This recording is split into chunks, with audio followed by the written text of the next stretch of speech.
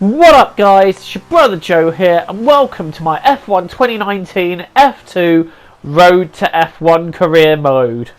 We are now at Austria, the halfway point of the season, and qualifying is, well, it's wet, to put it in the Lando Norris terms.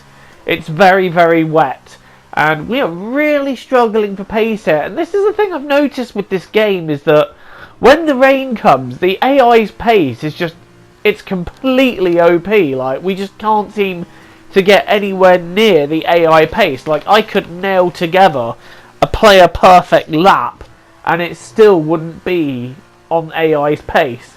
I'll go a bit wide there though, trying to push for a faster lap. It was only good enough for 15th. We went again and, well, we managed to move up to 9th in the end, which isn't too shabby, but I would have liked to have been higher. But it's lights out and away we go for the race. We are starting 9th. We've got Aitken and Giotto ahead. What can we do about them? We go up the inside to try and take them both. Delatraz turns in on me there. He's just not having any of that. And Jack Aitken, who is becoming something of a thorn in my side in this championship, manages to get back into 7th place.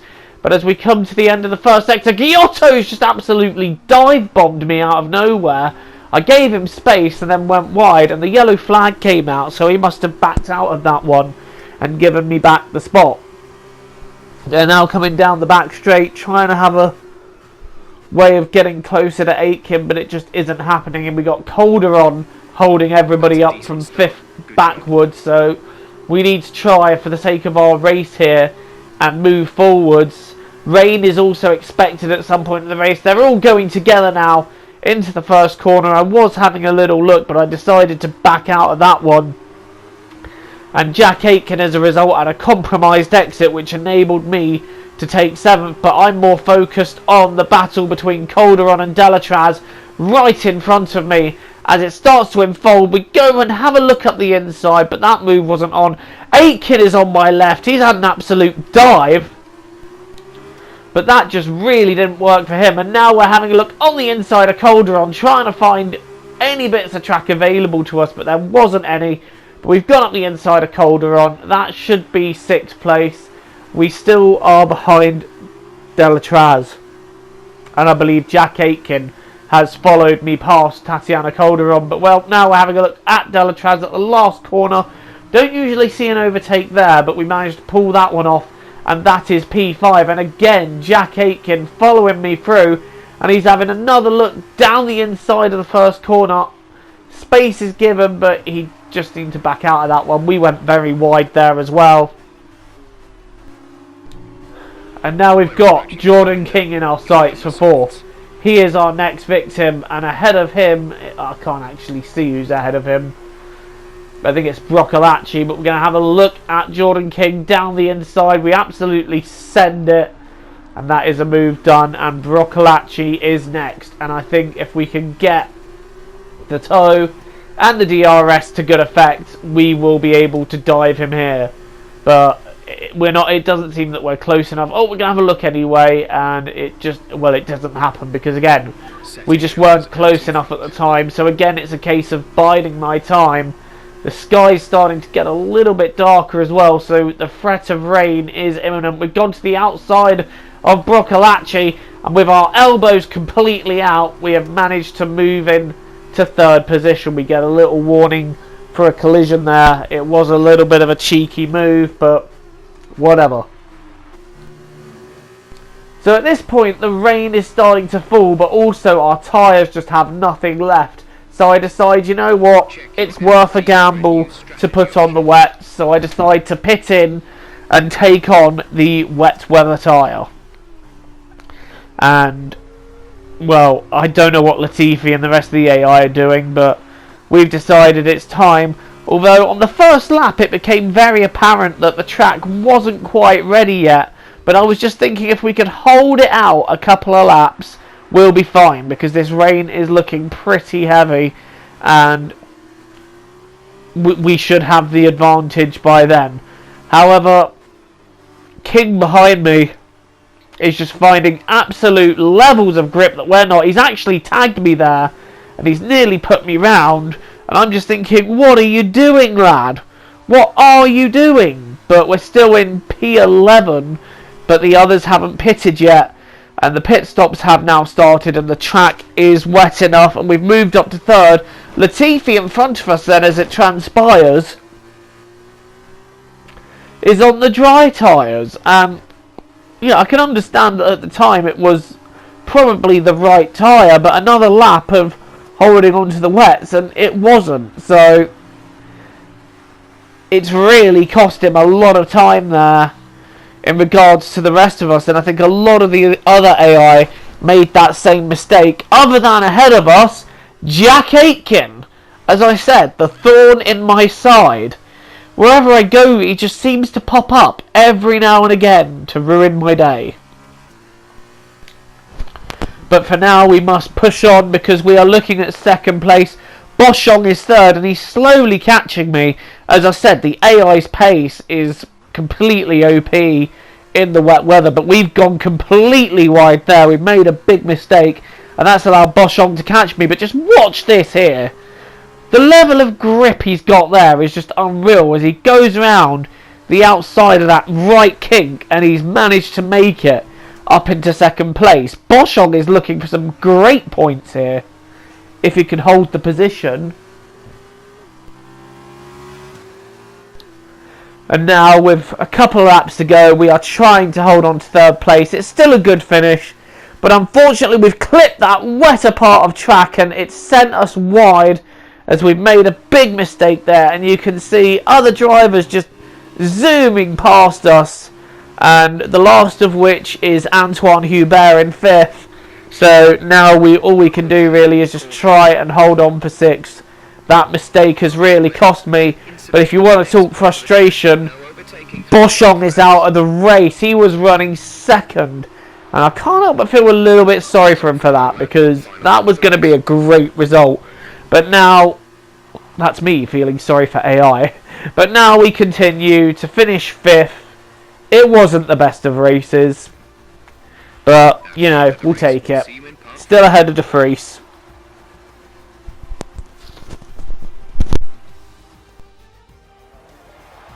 So another fantastic victory for Campos today. Tell me, Davide, what was the key to this success? Simply, they are just a better driver in the way. Here in Formula 2 we know the car are the same, so it's not down to machinery. They can just handle the weather better than everyone else. Meaning they can have the throttle open longer, they can push more, brake later, and are able to handle it all. They make it look like they have a much faster car, but it's a pure skill behind the wheel. Really incredible driving. It's time to present the top drivers with their trophies for today's race, and there are a lot of people in the paddock very happy with this result. It's Campos on the top step.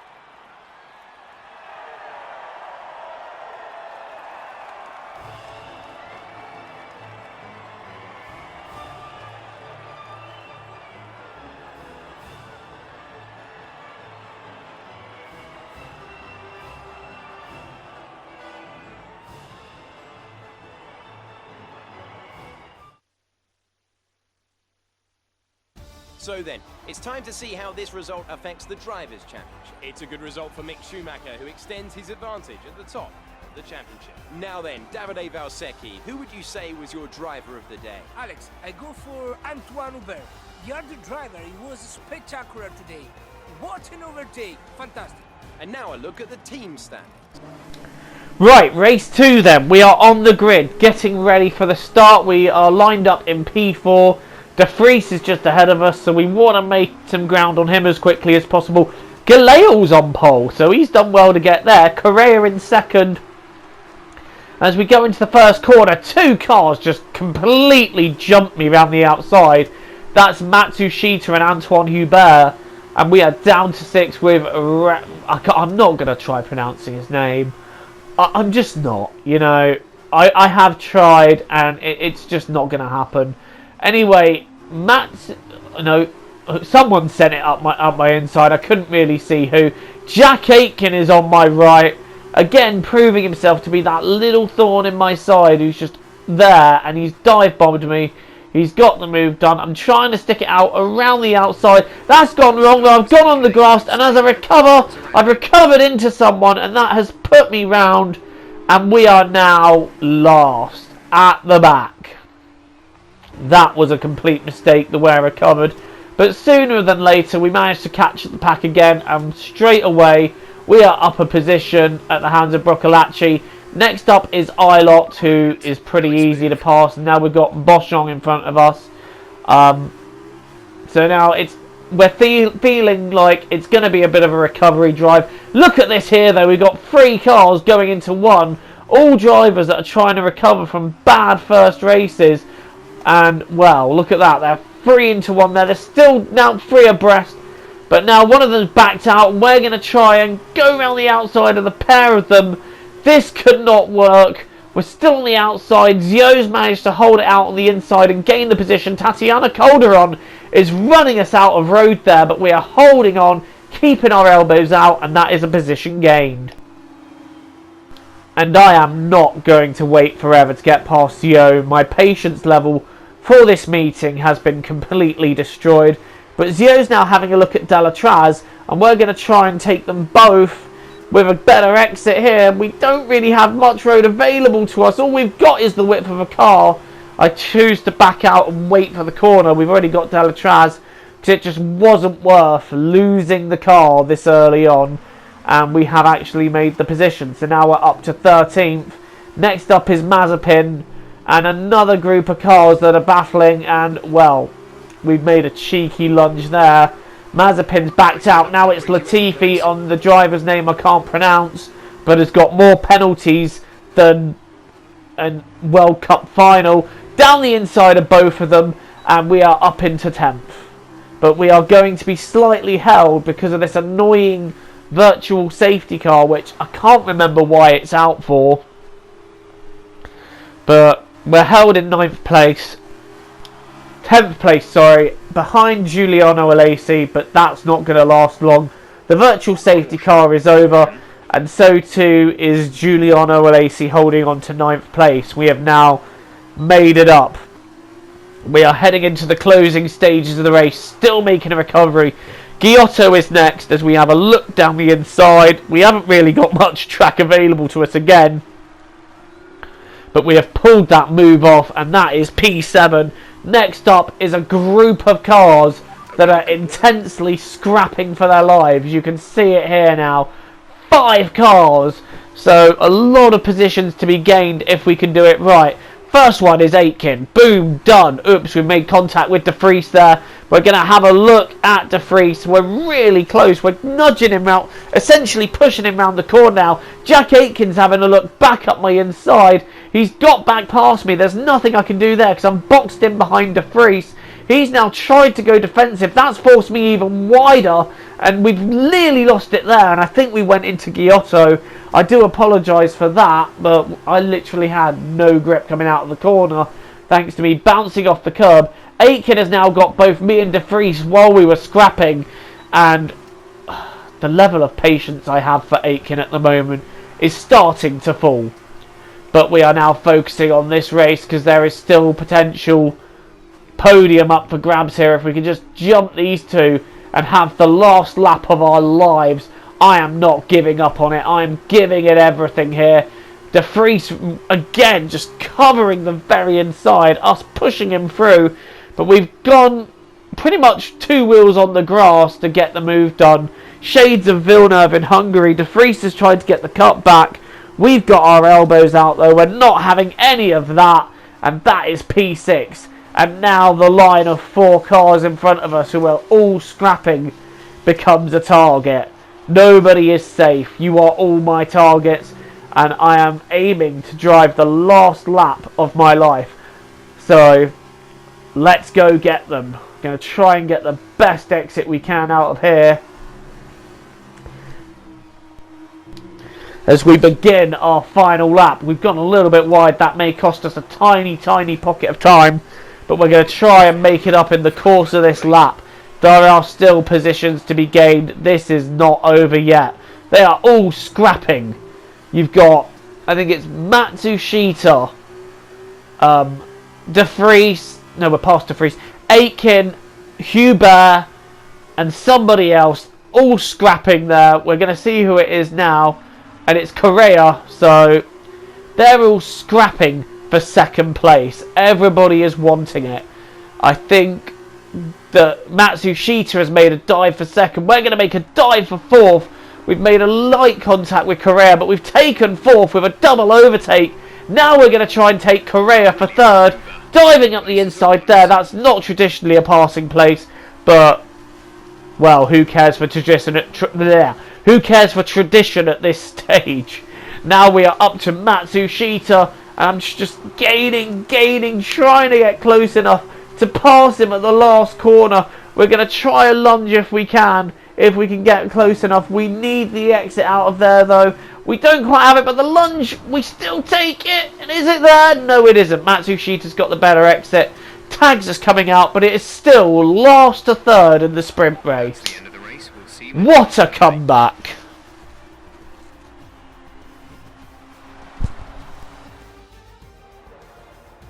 Well, what a drive that was to take the win for Prema today.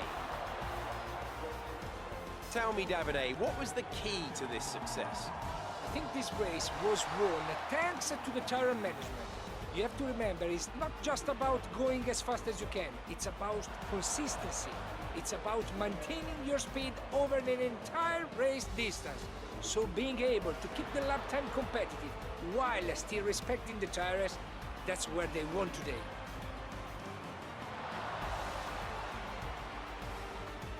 It looks like it's time for the victory ceremony once again, as I can see the drivers beginning to make their way out for the celebrations. You can see it on their faces. It's another marvellous team win for Prema today.